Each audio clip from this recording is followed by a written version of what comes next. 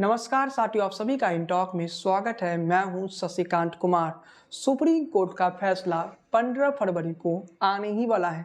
क्या 15 फरवरी को supreme court में फाइनल निर्णय होगा या फिर नहीं, इस पर हम चर्चा करेंगे।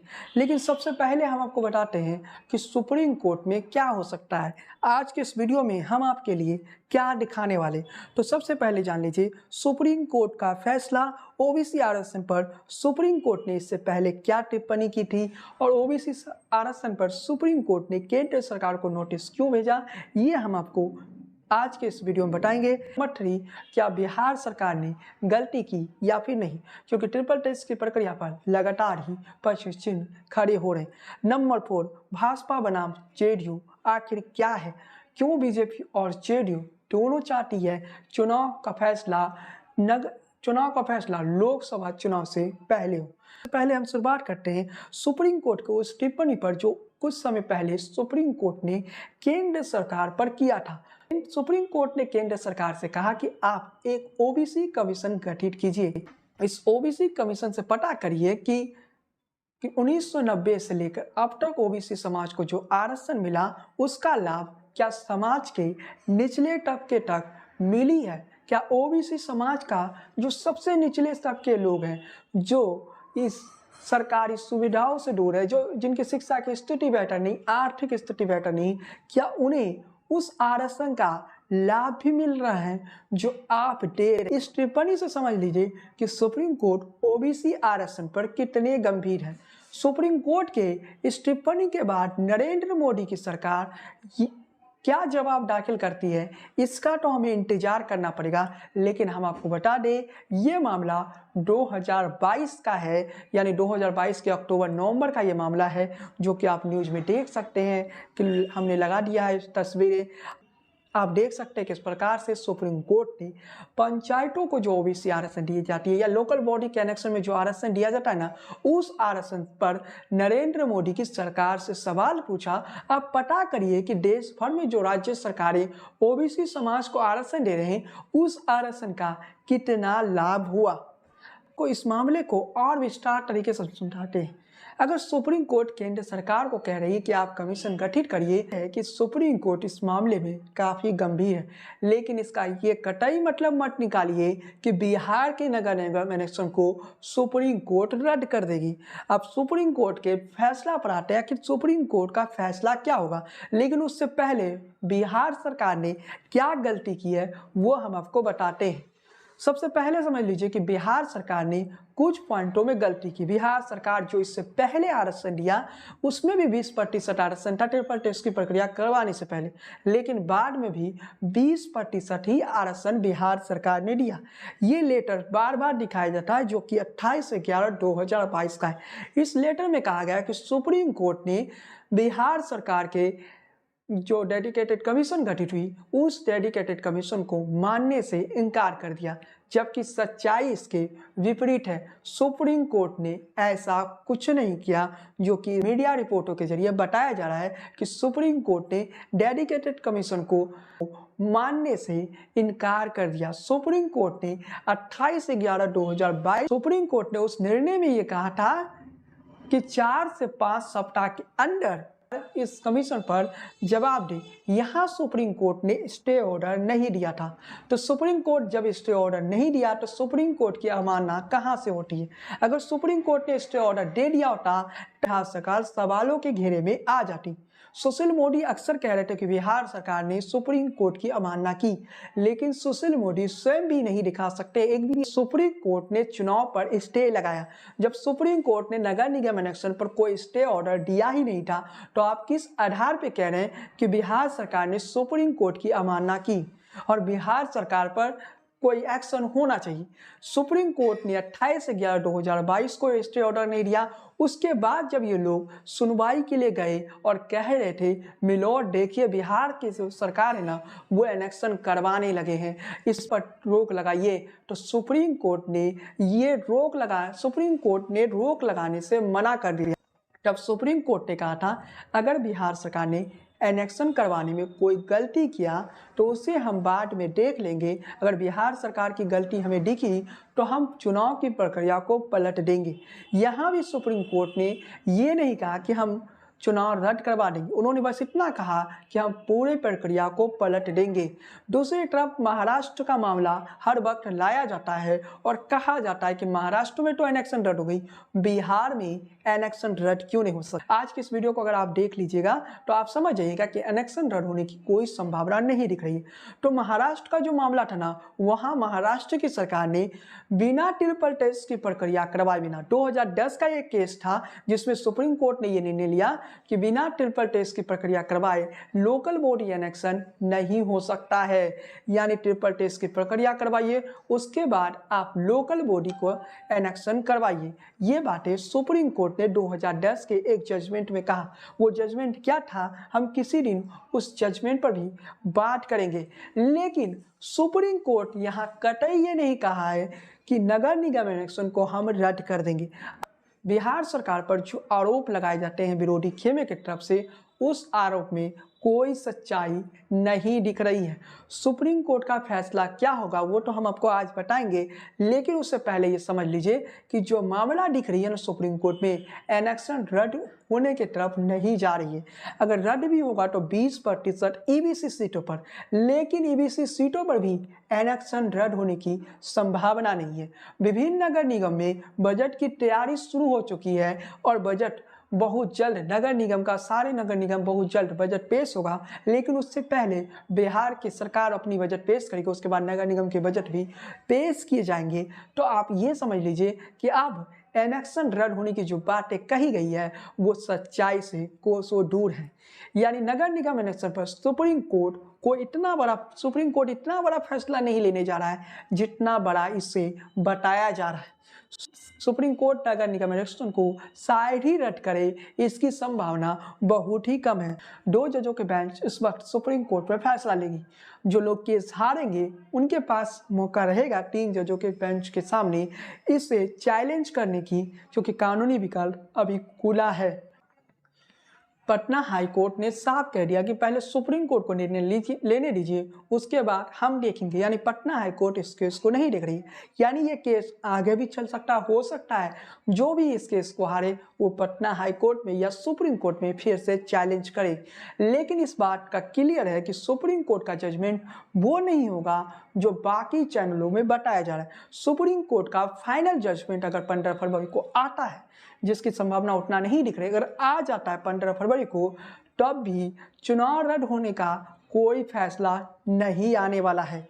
जिस डेडिकेटेड कमीशन पर सवाल निशान खड़ी हो पहले से गठित था और उस कमीशन में जेडीयू और आरजेडी के लोग हैं।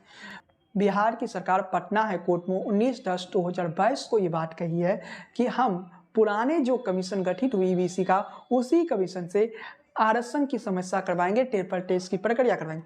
तब पटना हाई कोर्ट के मिलॉर्ड उस बात से सहमत हो गए।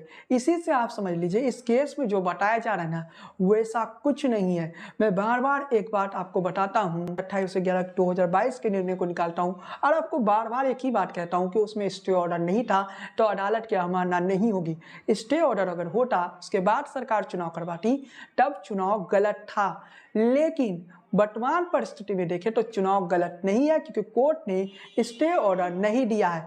कोर्ट ने ये कहा कि 4 से 5 सप्ताह के अंदर आपको जवाब देनी है। अब बिहार सरकार अपना उत्तर कोर्ट में दाखिल करेगी। कोर्ट पर उसके बाद निर्भर होता है कि सुप्रीम कोर्ट क्या फैसला लेगी, बिहार सरकार के पक्ष में लेगी या बिहार सरकार के अगेंस्ट में।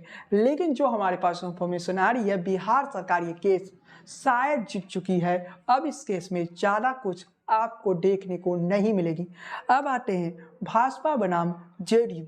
जी हाँ दोस्तों, भाजपा बनाम जेडीयू क्या है, क्यों बीजेपी और जेडीयू के बीच की लड़ाई चल रही है। इस केस में अगर नगर निगम के केस को देखें तो बीजेपी तभी से हमलावर हुई है जब जेडीयू बीजेपी से अलग हुई।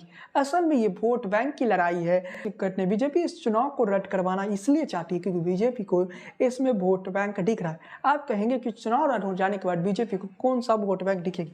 तो बीजेपी पिछड़ों के बीच ये इस बात को प्रचार करेगी कि नीतीश कुमार पिछड़ा विरोधी, जबकि नीतीश कुमार की जेडीयू ये चाहती है अगर चुनाव रद्द भी होता है तो विलन बीजेपी बने और पिछड़ों के बीच ये खबर फैल जाए कि देखिए बीजेपी पिछड़ों का आरक्षण स्वीकार नहीं कर सका, बीजेपी पिछड़ों से कितना नफरत करता है। ये बातें जब होगी तो वोट बैंक की खुशबू तो जेडीयू और आरजेडी को भी आएगा और आरजेडी के वोट बैंक में वृद्धि हो जाएगी, जबकि दूसरी तरफ होगी बीजेपी जिसका पिछड़ा वोट बैंक उतना मजबूत बिहार में नहीं है, लेकिन बीजेपी के पास भी कई पिछड़े चेहरे हैं, बीजेपी के पास भी कई पिछड़े नेता हैं जिसे बीजेपी आगे बढ़ाएगी, क्योंकि ये पूरी लड़ाई पिछड़ा वोट बैंक के लिए है, ओबीसी के वोटों पर है, क्योंकि लालू प्रसाद यादव एक बड़ा ओबीसी वोटर को लेकर जाते हैं, नीतीश भी कहीं ना कहीं एक बड़ा ओबीसी वोटर को लेकर चले जाते हैं, फिर ओबीसी वोटर बीजेपी के पास नहीं आता है, तो बीजेपी के पास मुद्दा है हिंदुत्व। बीजेपी हिंदुत्व के दौर पे ओबीसी, एसटी, ये सब कुछ को तोड़ देती। बीजेपी उसी प्लान के तहत अगर बिहार में जातीय जनगणना के बाद जातीय राजनीति चरम पर पहुंचती है तो बीजेपी का प्लान यही रहेगा कि नगर निगम इलेक्शन रद्द हो जाता है, मान लेते, तो बीजेपी ये बताएगी कि देखिए नीतीश कुमार पिछड़ा विरोधी है, देखिए लालू प्रसाद यादव और तेजस्वी यादव पिछड़ा विरोधी है, यानी बीजेपी ये बताने की प्रयास करेगी ये जो लड़ाई है ना भाजपा जेडीयू की नहीं है, भाजपा महागठबंधन के बीच नहीं है, बल्कि पिछड़े वोटरों की है और पिछड़े वोटरों के लिए ही ये सब कुछ हो रहा है। आज अगर बीजेपी सुप्रीम कोर्ट पे महंगे महंगे वकीलों पर पैसे खर्च कर रही है तो उसका एकमात्र बेनिफिट है कि अगर ये केस नीतीश कुमार की सरकार हार जाती है तो बीजेपी को सबसे बड़ा लाभ होगा कि पिछड़ा वोट बैंक बीजेपी की तरफ चला जाएगा। कुछ लोग नाराज भी होंगे तो बीजेपी को उतना फर्क नहीं पड़ेगा, यानी भारतीय जनता पार्टी का जो प्लान है ना मिशन 2024 के लिए, उसी के आधार पर पिछड़ा वोट बैंक को अपने तरफ लाने के लिए इस नगर निगम के चुनाव के इस केस को इतना लंबा घिसा जा रहा है। ये सुशील मोदी भी जानते हैं जो कमीशन गठित हुई थी उस कमीशन पर सवाले निशान खड़ा करके कोई फायदा नहीं, सुप्रीम कोर्ट शायद ही इन बातों पर ध्यान देगी। हो सकता है सुप्रीम कोर्ट का फैसला बिहार सरकार के अगेंस्ट में आ जाए, लेकिन ज़्यादा संभावना है, 96% संभावना है कि ये केस बिहार की सरकार जीत जाएगी। लेकिन देखना पड़ेगा कि आगे क्या होता है। कानून के जानकारों और सीनियर जो जर्नलिस्ट थे उनसे मैंने बातें की और उनसे समझने की प्रयास की इस केस में आगे क्या हुआ, तो उनका मानना है कि इस केस में बिहार सरकार जीत रही है। उसी में से एक सीनियर जर्नलिस्ट ने मुझे ये बताया कि इससे पहले भी एक केस आया था जिसे सुप्रीम कोर्ट ने खारिज कर दिया। संभावना है कि इस केस को भी सुप्रीम कोर्ट में खारिज कर दिया जाएगा। जो इस चुनाव को रद्द करवाना चाहते हैं ना वो असफल हो जाएंगे। लेकिन आपको ये भी बताते चले कि नीतीश कुमार क्या चाहते हैं। ये केस अगर बिहार सरकार हार भी जाती है, मान लेते बिहार सरकार ये केस हार जाती है, तब नीतीश कुमार पिछड़ा समाज में, ओबीसी समाज में ये बातें फैलाएंगे कि बीजेपी ओबीसी विरोधी है, जबकि बीजेपी ये बातें फैलाएगी कि देखिए ना पिछड़ों की बात करने वाली, ओबीसी समाज की बात करने वाले नीतीश कुमार किस तरह से ओबीसी समाज से नफरत करते हैं, इसलिए उन्होंने ट्रिपल टेस्ट की प्रक्रिया गलत तरीके से करवाई। अब इस मामला में बिहार सरकार एक ही जगह फंस रही है, वो बातें हैं कि ट्रिपल टेस्ट की प्रक्रिया करवाने से पहले भी 20% आरक्षण दी गई और ट्रिपल टेस्ट की प्रक्रिया करवाने के बाद भी 20% आरक्षण क्यों रहा, इसका जवाब बिहार की सरकार ही देगी। हो सकता है 15 फरवरी को बिहार की सरकार इसका भी उत्तर दे दे। आखिर ये मैजिक कहाँ से हो गया कि चुनाव से पहले भी 20% ईबीसी सीटें थी और बाद में भी 20% ईबीसी सीटें थी। तो बिहार सरकार अगर ये करती कि ईबीसी सीटें जो थी, ओबीसी सीटें जो थी, ईबीसी या फिर ओबीसी सीटें जो थी उस पर दोबारा से नामांकन करवा लिया होता, इससे ये मामला नहीं फंसता, तो सुप्रीम कोर्ट में भी केस को फौरन खारिज किया जाता। अभी भी इस केस में बिहार की सरकार काफ़ी मजबूत है, इसलिए काफ़ी सारे लोग कह रहे हैं कि ये केस बिहार की सरकार जीत जाएगी और संभावना भी यही लग रहा है कि ये केस बिहार की सरकार जीत रही है। देखते हैं आगे क्या होता है बिहार की राजनीति में, क्या कोई बड़ा उलट फिर होता है। यकीन मानिए अगर नगर निगम इलेक्शन के ईबीसी सीटों पर भी इलेक्शन रद्द होता है तो इसका असर 2024 के लोकसभा इलेक्शन पर पड़ेगा। अगर ईबीसी सीटों पर भी इलेक्शन रद्द होता है, जो कि 20% ईबीसी सीटें हैं ना, उसका भी इलेक्शन रद्द होता है तो लोकसभा इलेक्शन में इसका असर पड़ेगा और इसे कोई नहीं टाल सकता है। लेकिन मैं ये बताना चाहता हूँ ऐसी संभावना नहीं है, इसलिए भय मुक्त रहिए, अपना काम करिए। 2026 में जब दोबारा नगर निगम इलेक्शन होगी तब कि आप नगर निगम इलेक्शन की तैयारी करिए, अभी बस काम करिए। आने वाले 4.5 साल या 5 साल आपको जितना भी मिले उतने में जनता के लिए काम करिए, और जनता के लिए जब आप काम करिएगा तो आप ऐसे ही एक मजबूत चेहरा बनकर उभरिएगा, क्योंकि लोग काम को देखते हैं। बस आपसे ये कहना चाहता हूँ कि घबराने की आवश्यकता नहीं है, ऐसा कुछ नहीं होगा जैसा बताया जा रहा है। जो बातें कही जा रही है ना वो पूरी तरह से सच से दूर है। नगर निगम इलेक्शन रद्द हो जाएगा, ऐसी बातें आज तक सुप्रीम कोर्ट ने भी नहीं कही है। तक सुप्रीम कोर्ट ये बातें नहीं कही है कि हम नगर निगम इलेक्शन को रद्द कर देंगे। सुप्रीम कोर्ट अभी कमीशन पर देख रही है कि ये कमीशन सही है या गलत है। उस कमीशन पर बिहार सरकार जवाब देती है तो केस वहीं खत्म हो जाती है। अगर सुप्रीम कोर्ट उस जवाब से सर्टिफाइड हो जाती है, अगर सुप्रीम कोर्ट उस बात से सर्टिफाइड नहीं होती है तो सुप्रीम कोर्ट इस चुनाव को रद्द कर देगी। देखते हैं आगे क्या होता है इस वीडियो में। बस इतना ही। वीडियो पसंद आई हो तो लाइक कीजिए, शेयर कीजिए। आपको क्या लगता है अपनी टिप्पणी कमेंट बॉक्स में कीजिए, और इस चैनल को सब्सक्राइब कीजिए। अगर चैनल पर पहली बार आए तो चैनल को सब्सक्राइब कीजिए, बेल आइकन क्लिक करना बिल्कुल ना भूले। फेसबुक पेज को फॉलो कीजिए, लाइक कीजिए, बने रहिए टॉक के साथ। जय हिंद, वंदे मातरम।